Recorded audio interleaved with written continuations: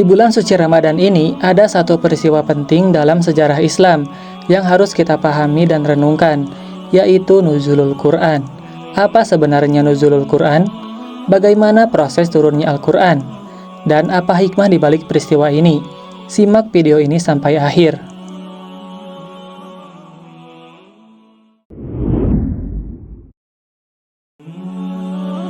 Assalamualaikum warahmatullahi wabarakatuh. Sahabat Reminder Channel yang dimuliakan Allah, nuzulul Quran berasal dari bahasa Arab, yaitu nuzul yang berarti turun, dan Al-Quran yang merupakan kitab suci umat Islam. Secara istilah, nuzulul Quran adalah peristiwa turunnya wahyu pertama kepada Nabi Muhammad SAW di Gua Hiro yang terjadi pada tanggal 17 di bulan Ramadan ketika Rasulullah berusia 40 tahun. Terkait dengan Al-Quran, itu berarti proses penurunan Al-Quran pertama kali dari Lauh Mahfud ke langit dunia. Belum ke Nabi Muhammad SAW. Di proses pertama, dari Lauh Mahfud, sudah ada firman Allah, diturunkan keseluruhan, dari Al-Fatihah sampai dengan kemudian An-Nas, turun semua di langit dunia. Dia belum sampai kepada Nabi. Baru sampai kepada Jibril alaihissalam untuk diturunkan. Turunkan, turun sekaligus. Kemudian setelah itu, sesuai dengan keperluannya, baru diturunkan kepada Nabi Muhammad SAW. Misal, hari Jumat di bulan Ramadan, tanggal 17, turun kemudian surah Iqra bismi rabbikal ladzi khalaq. Tapi Al-Maidah belum turun, An-Nisa belum turun. Karena keperluan itu turun sebagiannya. Hanya proses turun dari Lauh Mahfud ke langit dunia sebelum turun kepada Nabi, diturunkan keseluruhannya. Nah, proses pertama disebut dengan Anzala namanya. Proses kedua disebut dengan Nazzala namanya. Paham? Nah, yang dimaksud Lailatul Qadar itu bukan saat Al-Quran diturunkan kepada Nabinya langsung, tapi saat turun dari Lauh Mahfud kepada langit dunia. Jelas? Diturunkan secara sekaligus. Itu yang disebut dengan Inna anzalnahu fi lailatil qadar. Karena itu malam Al-Qadar tidak ada yang tahu kapan waktunya. Disebutkan Ramadan saja. Kalau waktu pertama ayatnya turun kepada Nabi, semua orang tahu hari Jumat. Jumat 17 Ramadan turun. Apa yang turun? Iqra bismi rabbikal ladzi khalaq. Itu ayat turun kepada Nabi, baru surat Al-Alaq. Tapi kalau kalimatnya menggunakan anzalna, berarti yang dimaksud keseluruhan Al-Qur'annya. Apa yang dimaksud peristiwa ini? Turun Al-Quran dari Lauh Mahfud ke langit dunia. Kapan terjadinya? Di bulan Ramadan. Tapi kapan waktunya? Tidak ada yang tahu. Dirahasiakan oleh Allah supaya kita berburu untuk mendapatkan kemuliaannya. Karena itu di malam-malam Ramadan itu Allah kemudian tunjukkan pada kita hanya ada satu malam yang akan bertepatan dengan peristiwa malam turunnya Al-Quran dari Lauh Mahfud ke langit dunia. Malamnya disebut dengan malam Al-Qadar, diminta kepada kita untuk memburunya setiap malam Ramadan supaya semangat kita mencarinya. Begitu Anda mendapatkannya, maka sama dengan pahala di malam itu. Saking tingginya tentang Al-Quran turun ini. Fokus. Masih ingat tadi kalimatnya menggunakan inna, pendek atau panjang? Gimana bacanya? Inna. Saking tingginya proses penurunan Al-Quran ini dari Lauh Mahfud ke langit dunia, saking pentingnya turunnya Al-Quran ini, kata Allah, saya hadiahkan siapa yang beribadah bertepatan dengan malam itu, maka pahalanya saya naikkan senilai dengan 1000 bulan, lebih dari 1000 bulan. Allah Subhanahu wa Ta'ala berfirman dalam surat Al-Qadar ayat 1. Inna anzalnahu fi lailatul qadr. Sesungguhnya kami telah menurunkannya, Al-Quran, pada malam kemuliaan.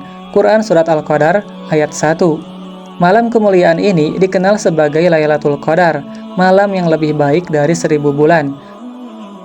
Malaikat Jibril datang kepada Nabi Muhammad SAW dan menyampaikan wahyu pertama, yaitu Surat Al-Alaq ayat 1-5.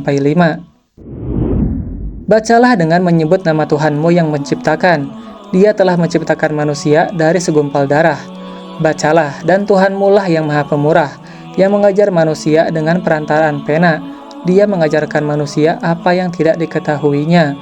Quran Surat Al-Alaq ayat 1-5.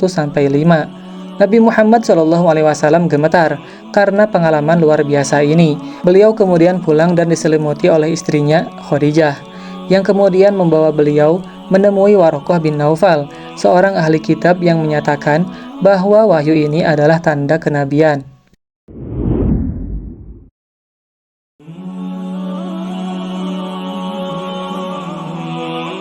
Turunnya Al-Quran terjadi dalam 2 tahap.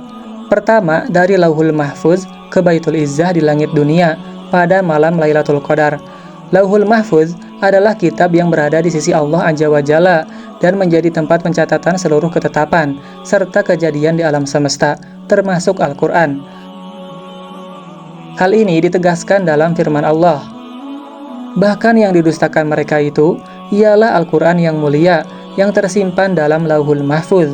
Quran Surat Al-Buruj ayat 21-22.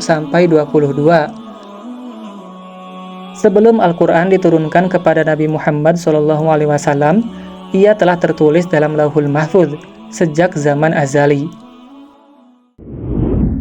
Kedua, diturunkan secara berangsur-angsur kepada Nabi Muhammad SAW selama 23 tahun melalui malaikat Jibril. Setelah berada di Baitul Izzah, Al-Quran tidak langsung diturunkan sekaligus kepada Nabi Muhammad SAW, tetapi secara berangsur-angsur selama 23 tahun, sesuai firman Allah Subhanahu wa Ta'ala. Dan Al-Quran itu telah kami turunkan dengan berangsur-angsur, agar kamu membacakannya perlahan-lahan kepada manusia, dan kami menurunkannya secara bertahap. Quran Surat Al-Isra ayat 106.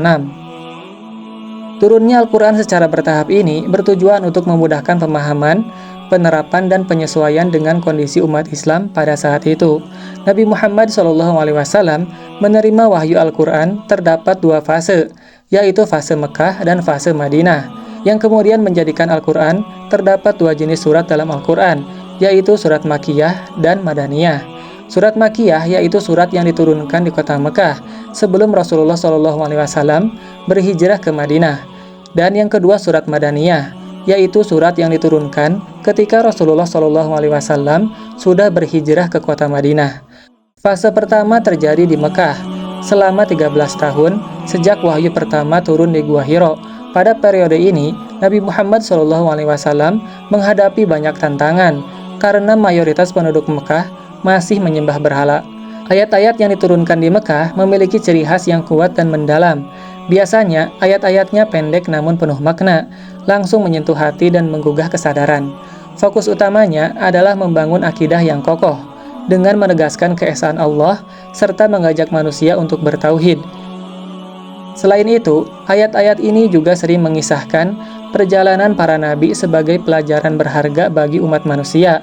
Tak hanya itu, terdapat peringatan tegas tentang hari kiamat, serta ancaman azab bagi kaum yang menolak kebenaran. Pesan-pesan ini hadir untuk menggugah hati dan mengingatkan manusia agar kembali ke jalan yang benar. Fase kedua, yaitu fase Madinah selama 10 tahun setelah hijrah ke Madinah.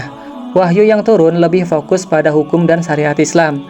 Ayat-ayat yang diturunkan di Madinah memiliki gaya yang lebih panjang dan detail, membawa pedoman lengkap bagi kehidupan umat Islam. Di dalamnya Allah menetapkan berbagai hukum seperti sholat, zakat, puasa, haji, pernikahan, warisan hingga hukum pidana yang menjadi dasar dalam menjalani kehidupan yang tertata. Selain itu, ayat-ayat Madaniyah juga membahas tentang jihad, serta bagaimana berinteraksi dengan sesama, baik dalam masyarakat muslim maupun dengan pihak lain. Lebih dari itu, ayat-ayat ini menekankan penyempurnaan akhlak dan etika, mengajarkan nilai-nilai luhur dalam bermasyarakat. Inilah pedoman yang membentuk peradaban Islam yang kokoh dan penuh kedamaian. Al-Quran diturunkan secara bertahap bukan tanpa alasan, melainkan penuh hikmah yang luar biasa. Dengan turunnya secara berangsur-angsur, umat Islam lebih mudah menghafal dan memahami setiap ayatnya. Selain itu, ayat-ayat turun sesuai dengan peristiwa yang terjadi, menjadi jawaban atas berbagai persoalan yang dihadapi oleh Nabi Muhammad SAW dan para sahabat. Di saat Nabi mengalami tekanan dari kaum Quraisy, wahyu datang sebagai sumber ketenangan dan kekuatan, menguatkan hatinya dalam menjalankan dakwah. Lebih dari itu, proses turunnya yang bertahap menjadi bukti nyata bahwa Al-Quran adalah wahyu ilahi, bukan buatan manusia. Jika Al-Quran hanya karangan manusia, tentu bisa saja disusun sekaligus dalam satu waktu. Namun, inilah keajaiban wahyu Allah, turun tepat pada waktunya, membimbing umat dengan sempurna. Wahyu terakhir yang diturunkan menandakan kesempurnaan Islam sebagai agama yang diridhoi oleh Allah Subhanahu wa Ta'ala. Dalam surat Al-Maidah ayat 3, Allah berfirman, "Pada hari ini telah aku sempurnakan untukmu agamamu, dan telah aku cukupkan kepadamu nikmatku, dan telah aku ridhoi Islam sebagai agamamu." Ayat ini menjadi bukti bahwa Islam telah mencapai kesempurnaan, tidak perlu tambahan atau perubahan. Beberapa ulama juga menyebutkan bahwa ayat terakhir yang turun adalah surat Al-Baqarah ayat 281, yang mengingatkan manusia tentang hari ketika mereka akan dikembalikan kepada Allah. Setelah turunnya wahyu terakhir ini, Nabi Muhammad SAW wafat beberapa bulan pada usia 63 tahun. Tepatnya pada hari Senin, tanggal 12 Rabiul Awal tahun 11 Hijriah, meninggalkan warisan terbesar bagi umatnya, Al-Quran, kitab suci yang akan terus terjaga hingga akhir zaman sebagai pedoman hidup bagi seluruh umat Islam. Makna dan hikmah nuzulul Quran. Nuzulul Quran bukan sekedar peristiwa turunnya wahyu, tetapi juga momen penuh makna bagi umat Islam. Al-Quran diturunkan sebagai petunjuk hidup, membimbing manusia menuju jalan yang benar, sesuai dengan kehendak Allah Subhanahu wa Ta'ala. Keistimewaan lain dari peristiwa ini adalah menjadikan bulan Ramadan begitu mulia, karena di dalamnya Al-Quran pertama kali diturunkan. Inilah yang membuat Ramadan bukan hanya bulan ibadah, tetapi juga bulan cahaya dan petunjuk. Selain itu, nuzulul Quran juga menjadi pengingat bagi kita untuk lebih mencintai dan mengamalkan ajaran Al-Quran dalam kehidupan sehari-hari. Semakin kita memahami dan mengamalkannya, semakin dekat kita dengan Allah, dan semakin baik akhlak kita sebagai seorang muslim. Sahabat Reminder Channel yang dimuliakan Allah, nuzulul Quran bukan hanya peristiwa sejarah, tetapi juga momentum untuk semakin mendekatkan diri kepada Allah Subhanahu wa Ta'ala. Mari kita manfaatkan bulan Ramadan ini dengan memperbanyak membaca, memahami, dan mengamalkan Al-Quran dalam kehidupan sehari-hari. Semoga kita semua mendapatkan keberkahan dari Al-Quran di bulan Ramadan yang mulia ini. Amin ya Rabbal Alamin. Jangan lupa like, share, dan subscribe agar tidak ketinggalan kisah-kisah menarik lainnya. Sampai jumpa di video berikutnya.